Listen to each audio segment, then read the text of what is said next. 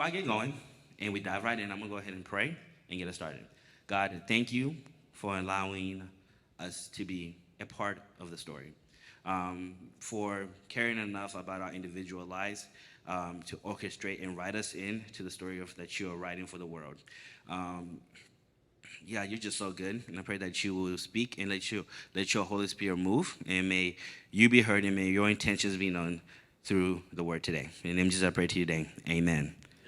All right, so we are in the middle of a series. We just kind of hopped back in it. We are in the series of Wrestling with God Part 2. So I'm going to be honest with you guys. Confession time, right?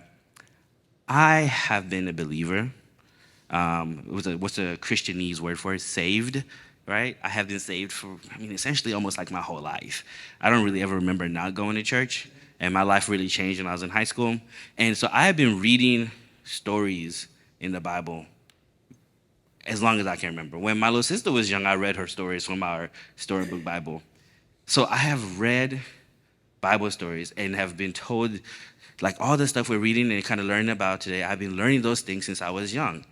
And if I'm being honest, sometimes you kind of grow a little numb to what you're reading. You kind of lose perspective, which in turn loses power and it loses perception on like the magnitude of what's happening. Because sometimes I kind of get lost in just how big and grand some of the stuff God does.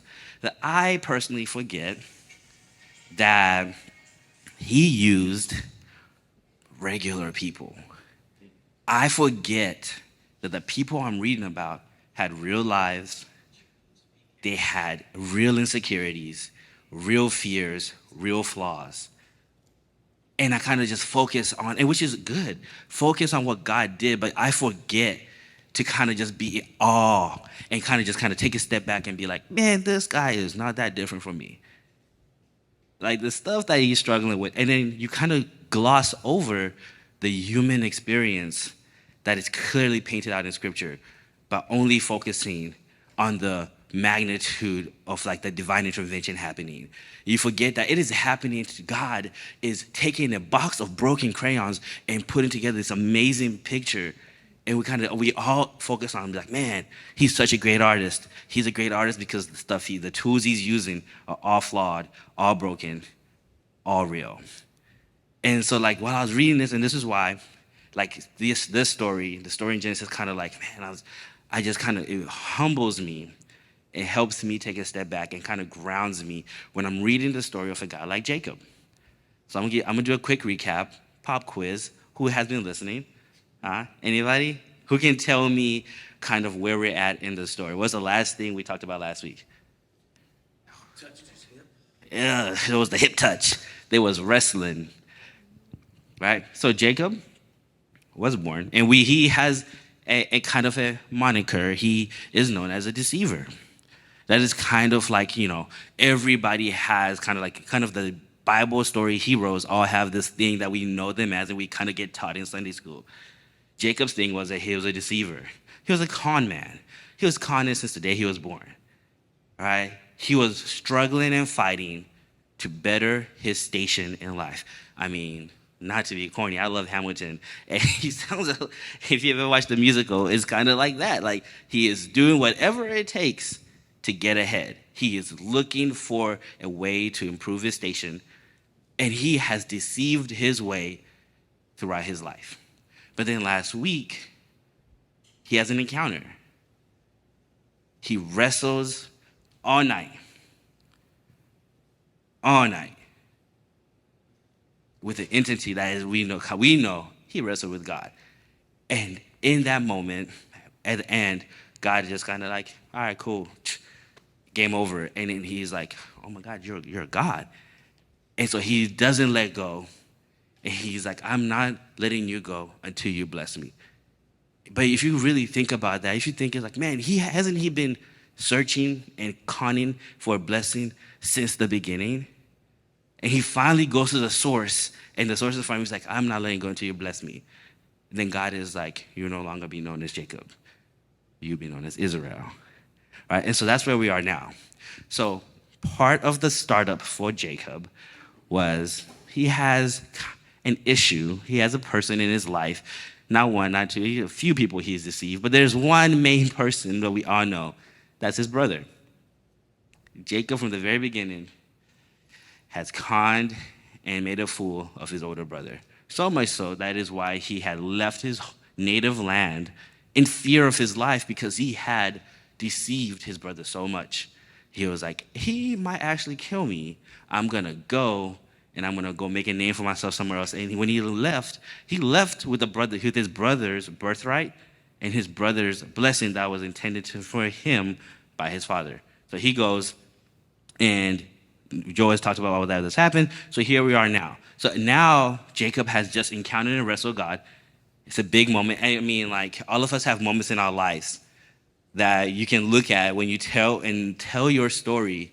You're like, that was the moment something really changed, right? Because Jacob has known of God since he was a kid.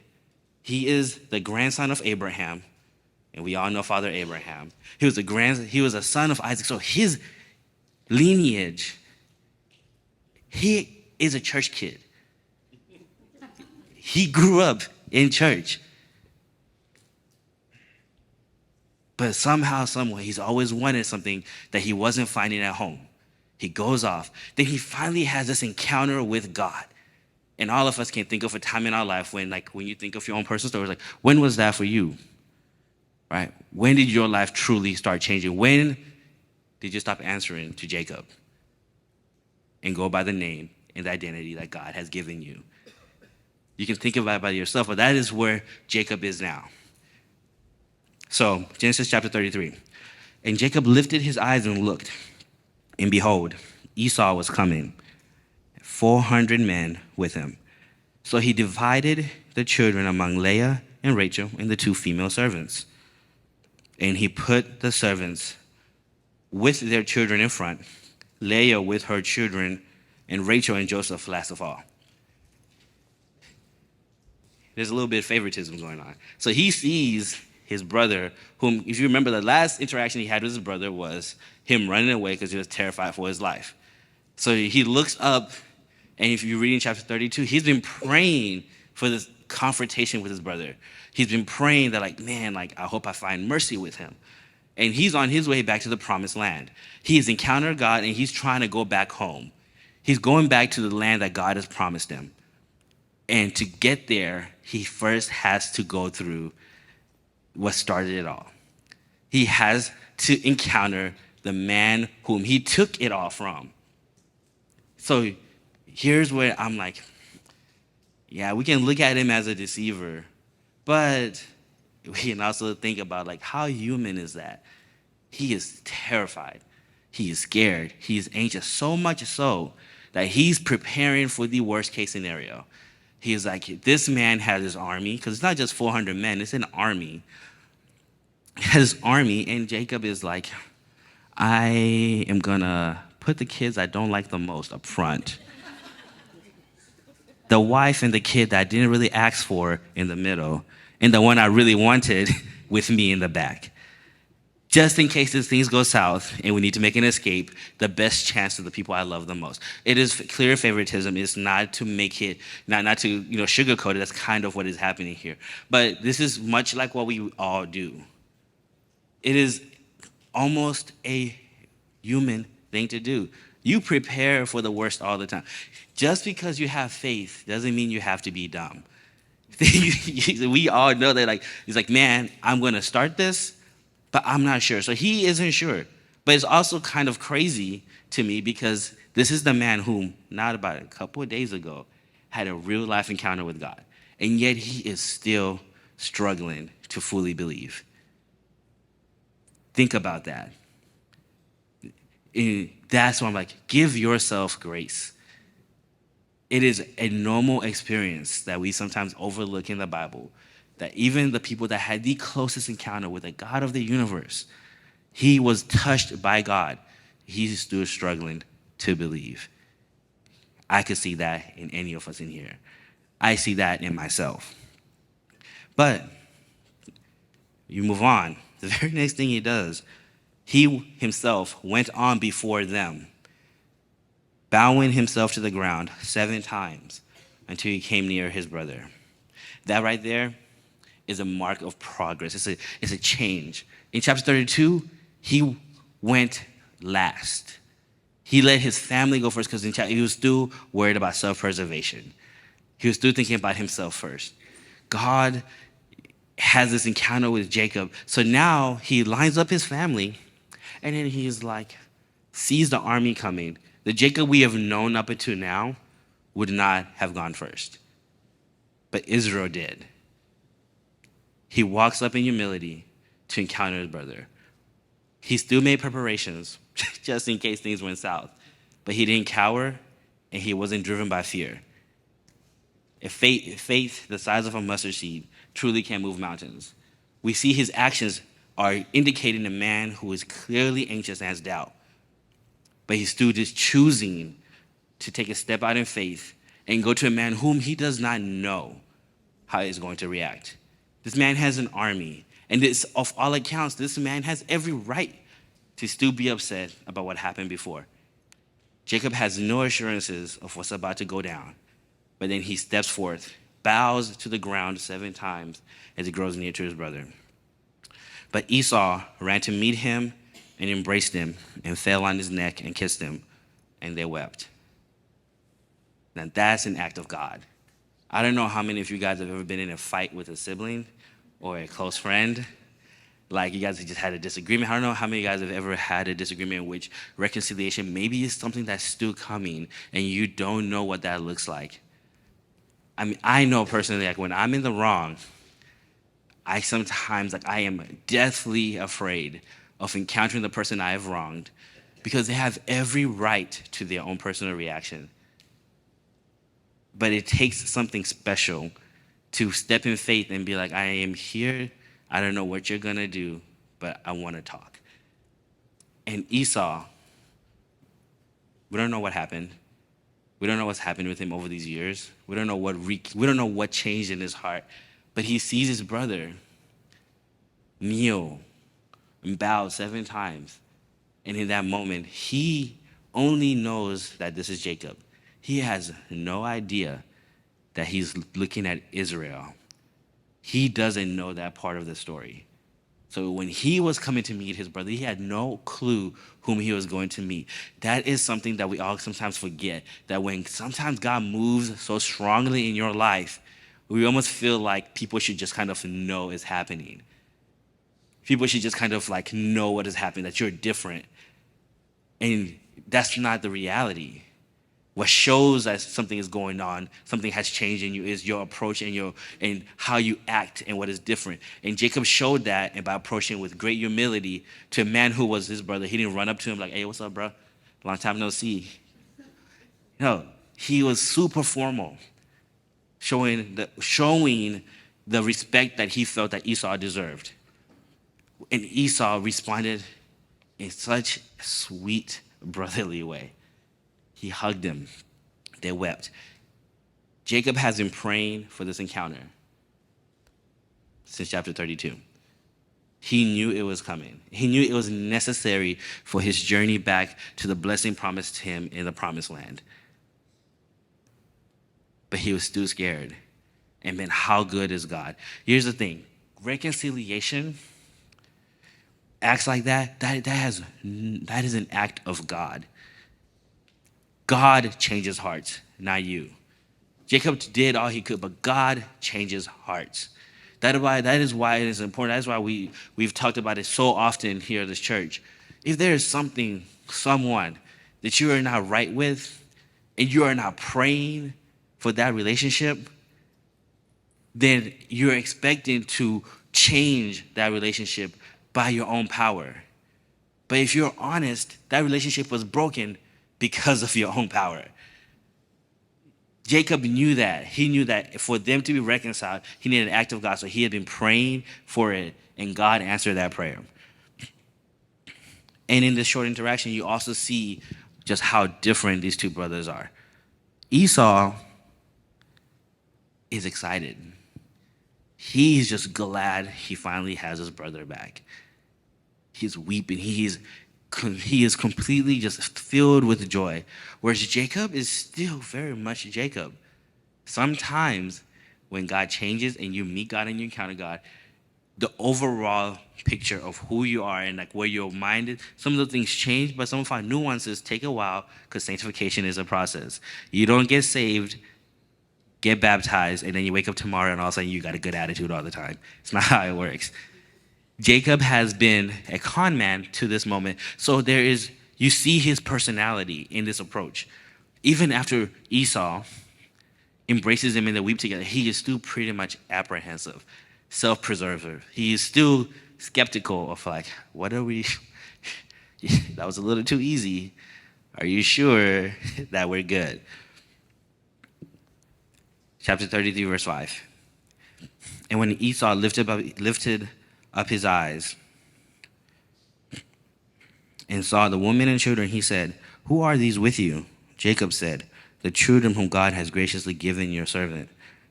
Then the servants drew near, and they and their children bowed down. Leah likewise and her children drew near and bowed down. And last, Joseph and Rachel drew near, and they bowed down. Esau said, "What do you mean by all this company that I met?" Jacob answered, "To find favor in the sight of my Lord." But Esau said, "I have enough, my brother.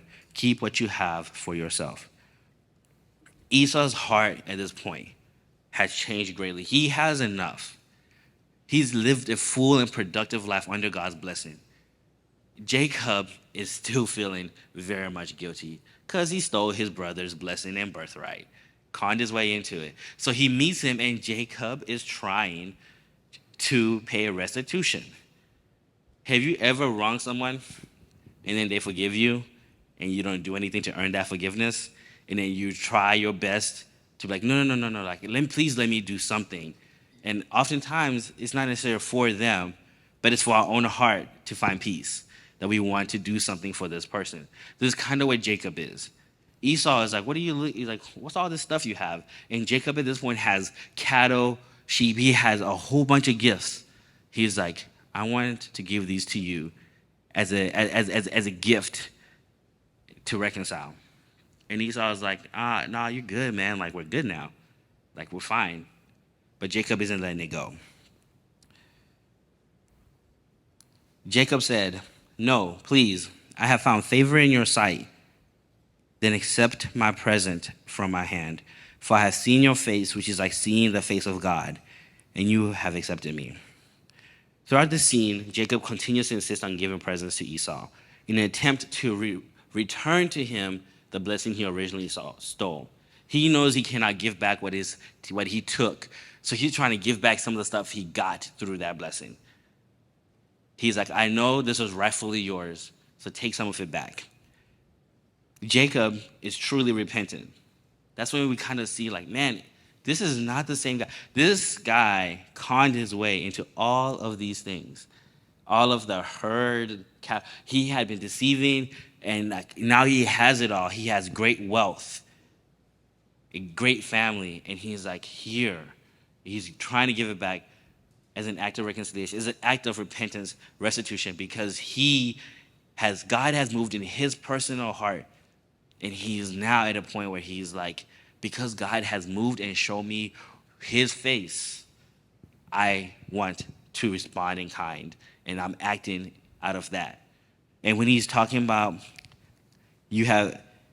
for I have seen your face, which is like seeing the face of God, he's essentially referring to the forgiveness that Esau has just shown him. He just encountered God not too long ago, and he wrestled with God, and God gives him a name. And he's found forgiveness, because you have to think, like, to this point, he has been doing all he could to live his life the way he wanted to.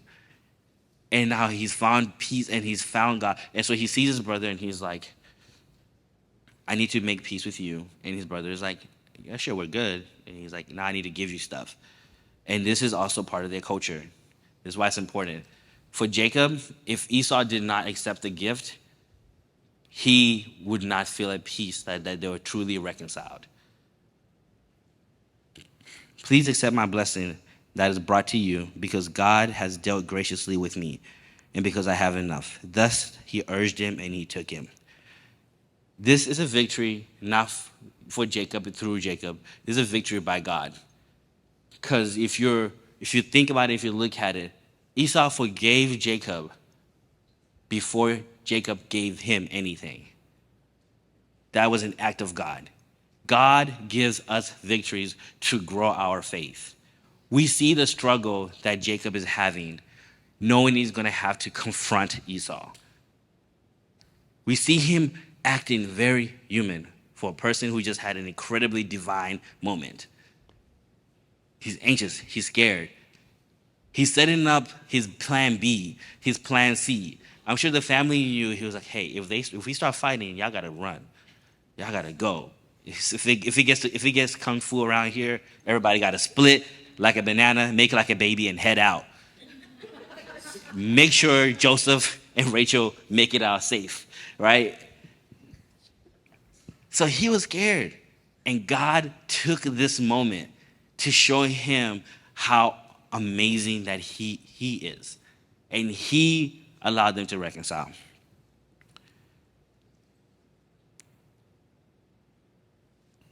Then Esau said, let us journey on our way, and I'll go ahead of you. But Jacob said to him, my Lord knows that the children are frail, and that the nursing flocks and herds are a care to me. And if they are driven hard for one day, all of the flocks will die. Let my Lord pass on ahead of his servant, and I will head on slowly at the pace of the livestock that are ahead of me, and at the pace of the children, until I come to Lord and sire. So Esau said, let me leave you with some of my people who are with me. But he said, what need is there? Let me find favor in the sight of my Lord. So Esau returned to that day on his way to Sire. But Jacob journeyed to Succoth and built himself a house and made booths for his livestock. Therefore, the name of the place is called Succoth. And excuse my pronunciation of some of these hard words. I didn't take Hebrew, so I don't necessarily know how to always pronounce the words right. I have a hard time pronouncing English words. So right here, we just see Jacob. You can look at this and be like, there goes Jacob, back to deceiving. He just told his brother, like, hey, yeah, I'm right behind you. You go ahead. We're following you. We're going to follow you to your place. Because his brother is like, hey, I have so much. I have all this land. You and your family and all your cattle, you guys come with me. And Jacob is like, nah. Why is Jacob doing this? On one hand, you can be like, he's being deceptive again. He's lying. On the other hand, you can be like, there's a little bit of wisdom in what he's doing. At this point, Jacob is very wealthy.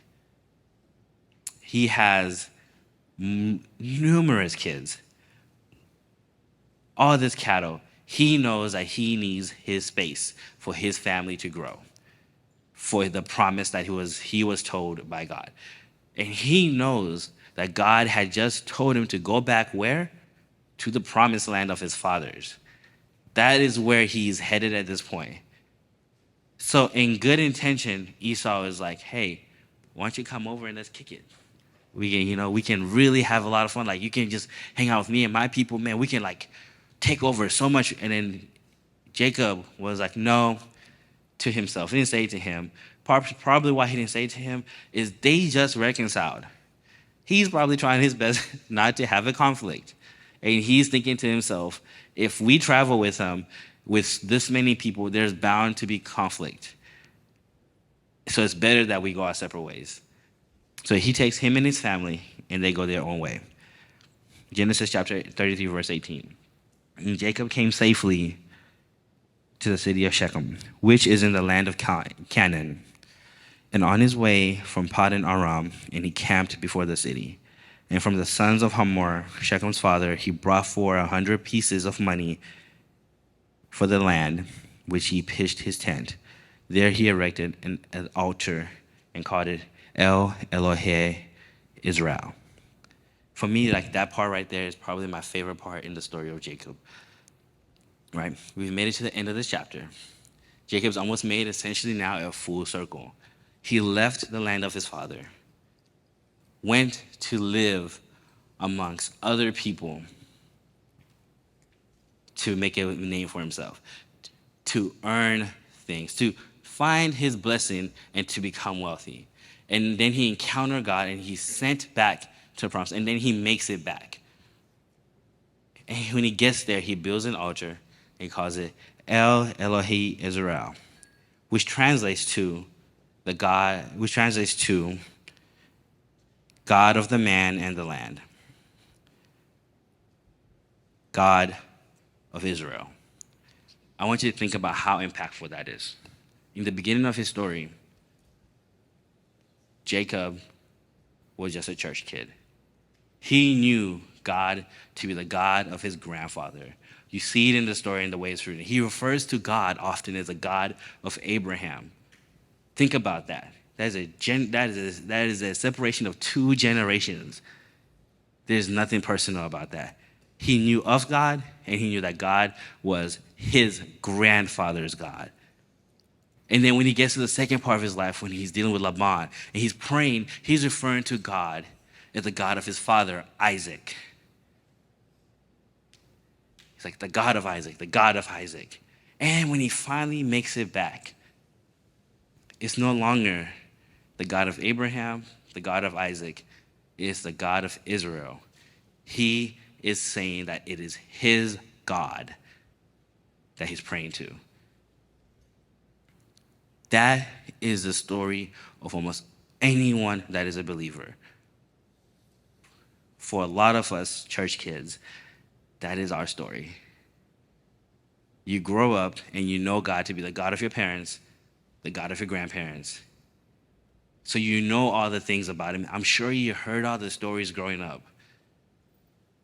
And then when he goes out on his own and he gets into a pinch, he's like, oh my gosh, like, well, what can I do? He leans back and he's like, okay, well, I'm going to pray to God, God of Isaac, the God of my father. Then he encounters God, has a personal moment, something personal, something that is his, finally. And God blesses him. God looks at him and says, you are now Israel. Think about that. For you, when was that? When did you encounter God, and when did he give you your new identity? And think about then, he moves then, goes on. And now at this point, he's like, this is my God, right? The God of who? The God of Israel, the God of Tafazor, the God of you. Like, this is our God. This is your God.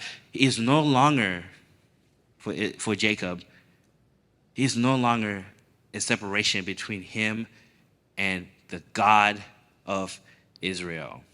He's come to a point where he understands that God wants me. And when you think about it and you look at his story, God has walked step in step with Jacob this whole time. Despite Jacob's choices, the deception, the trickery, the con man, despite all of that, God still used every single thing in his pursuit of Jacob.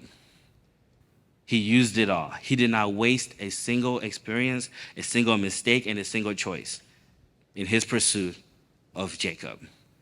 And when Jacob finally understood and knew, he was then at that point, it was like, my God. So when he goes back, the first thing he does is he sets up an altar for his God. Not just the God of his father, the God of his grandfather, but his God. So that's what I kind of want us to wrap our minds around at this part of the story, and where we're at right now is that Jacob we've read through him going through what, I mean, anybody could go through what he went through. You can use different words, but that his story is not so crazy. It's very human. It's very almost normal. I mean, how many of us want to be successful? And at some point, people have done way worse than he did to find success. And in chasing that, he brought God along with him, unintentionally or intentionally, until God finally caught him and changed him, and they had a moment, and then he is now no longer, so much so that he was willing to give up so much of his riches just to reconcile, because he now had God which was the blessing that he needed. I'm going to pray. God, thank you so much for pursuing us, for willing to wrestle with us, to make yourself evident and known to us. God, I pray that much like Jacob, that we will encounter you and that you will know our name. You give us our identity. And Lord, that we will know that the true blessing is in knowing you, is in being with you. God, you are so good. And I am so grateful that you use regular people, broken and flawed, to further your story. And in Jesus, I pray to you today. Amen.